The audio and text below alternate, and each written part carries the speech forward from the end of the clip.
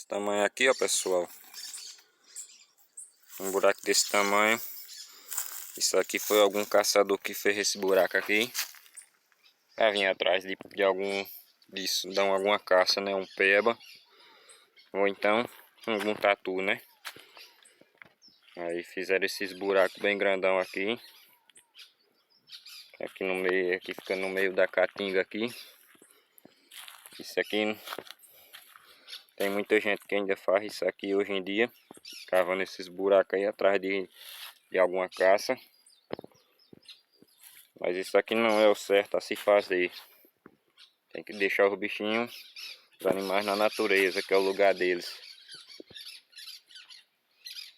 Não tá tirando eles da natureza para fazer maldade com eles. Infelizmente algum caçador veio aqui, provavelmente, e pegou o peba aí.